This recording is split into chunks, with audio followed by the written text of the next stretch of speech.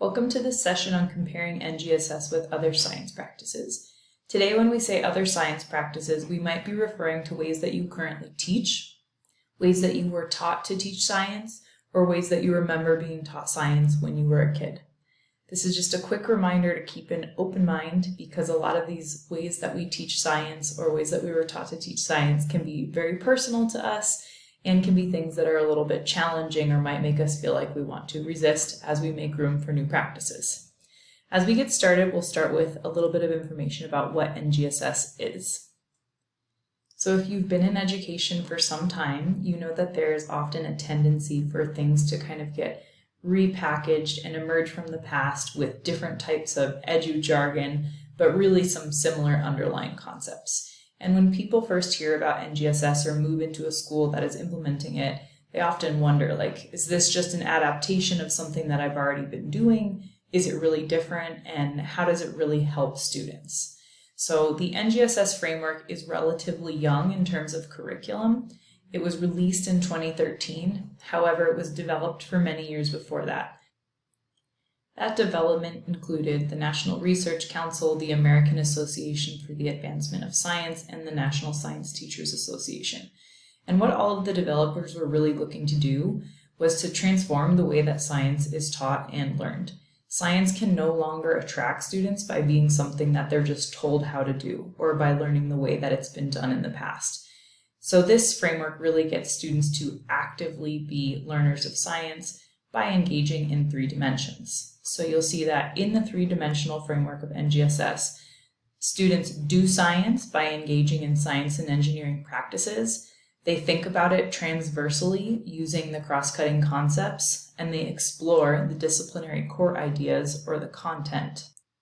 It was also developed in an interlocking way with the English language arts standards and math standards from the Common Core framework, and it has elements of innovation that come through in engineering design standards. So this is really something that is truly much more student-centered. It lends itself to collaborative learning, problem solving, and figuring things out. And because of that spiral that is built throughout it, it really lends itself to college and career readiness and making sure that students are getting ready for whatever is beyond their high school career. We're going to start by thinking about the teacher role and how NGSS might be different as we make shifts. On the left side, we'll go through some of the traditional ways of teaching science or what those science practices may have been.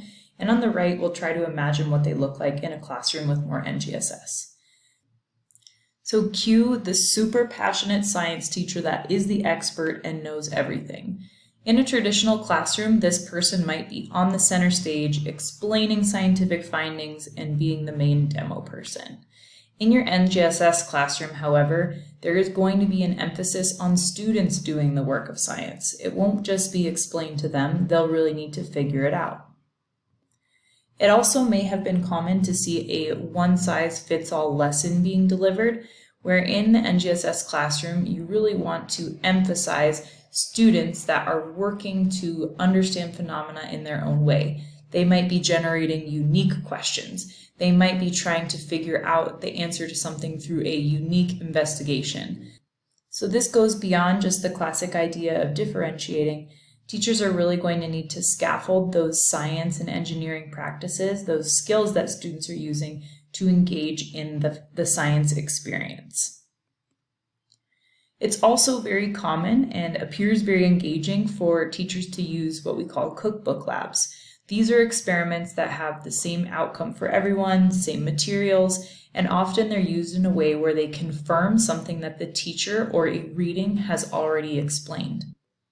In the NGSS classroom, the teacher is going to be help manage different student-generated experiences that will help them make sense of phenomena or concepts.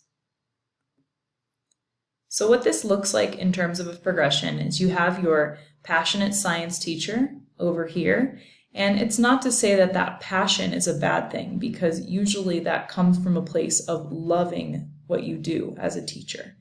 But what's going to happen is that passion of the sage on the stage is going to be channeled into different places. It's going to be channeled into helping guide the curiosity of students, leading with questions and helping them generate better questions and investigations instead of just showing the passion through explaining different scientific theory or things that are previously confirmed. It can also be channeled into creating amazing scenarios and problems that you're going to be posing to the students. In that case, they can innovate, they can design, and they can think like scientists and engineers to solve something that is complex. We'll move now from teacher's role into instruction. So how is instruction different in an NGSS classroom? One of the most common questions that we get is, what textbook should we buy in order to do NGSS? It's not to say that there are no NGSS aligned textbooks. However, we're going to rely on textbooks and worksheets much less in NGSS because textbooks are often written in a way where students are reading previously confirmed science. They're reading theory, they're reading vocabulary words, and many of those things may not be accessible to them. Worksheets are often part of curricular kits, but they tend to target more of the lower order thinking skills, and they may not be a good match with some of the performance expectations of NGSS. So instruction will shift towards students constructing their knowledge through phenomena, and they will get information sometimes from textbooks, but it should be from multiple sources and investigations. Your instruction will also not be a race to cover isolated science topics. With NGSS, teachers will use cross-cutting concepts and storylines to help students connect the ways that they think about science throughout their units. And finally, this one can be a little bit shocking, but the main way that students do science is no longer through the rigid steps of the scientific method. In NGSS classroom, students will be doing science using some practices that are similar to the scientific method. However, not every performance expectation has them do all of the practices in order, and some practices are emphasized in different moments. They're used more flexibly in a nonlinear way, and they're used intentionally in order to help the students do science in order to uncover and discover what they're learning about. We'll explore this idea about instruction by looking at a grade 5 standard, which is to conduct an investigation to determine whether the mixing of two or more substances results in new substances. In our classic model, similar to Sage on the Stage, an easy way to instruct might be to just do a teacher demo, where you show students how to make a new substance and explain to them what happens.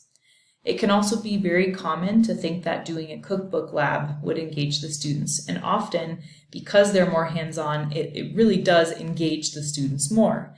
However, it may not be fully aligned with NGSS yet, because a lot of times those cookbook labs have the same materials, the same procedures, and the same outcomes, with little room to really explore and discover. If we were working in an NGSS aligned classroom, we might be focusing on a cross-cutting concept like cause and effect. While students get to understand if mixing two or more substances creates a new one, they might choose their own materials, they might develop their own investigation individually in small groups or even as a class, throwing different ideas out. And then in the end, they would be able to say if a new substance was formed or not by focusing on cause and effect. For our last moments of this video, we'll move into assessment. So how can we collect evidence of what students know and can do, and how would that be different in an NGSS classroom?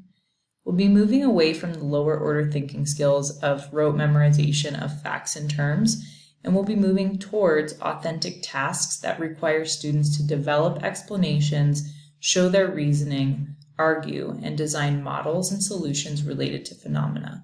We'll be getting a lot more into those higher order thinking skills with NGSS. We'll also move away from simplicity of yes or no answers and move into complexity. We need our assessments to be complex enough to elicit rich and varied explanations and solutions. We'll also be moving away from just content-driven evaluations.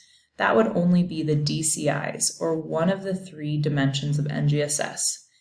In an NGSS classroom, we'll make sure that student performance is evaluated on the 3 dimensions: how they think about science, the cross-cutting concepts, how they do science and engage in it with the science and engineering practices, and the disciplinary core ideas that bring the content to life.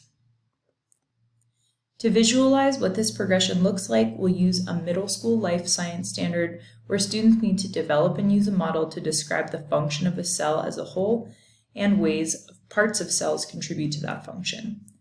Classically, this might have been a worksheet activity where you have your organelles within the cell and what they do. That would really only hit the disciplinary core idea or the content. So who doesn't love a cake model? You've got your model that they need to develop, and it's got some organelles within that. So you're eating cake, students appear to be very engaged, but something is missing. So how do we assess all three dimensions of NGSS? We've got to combine this with thinking about structure and function, or the cross-cutting concept. So in this assessment, students use an analogy to think about how different structures in the cell relate to their functions. And in this case, the student is using the analogy of parts of a prison that show what a cell is like.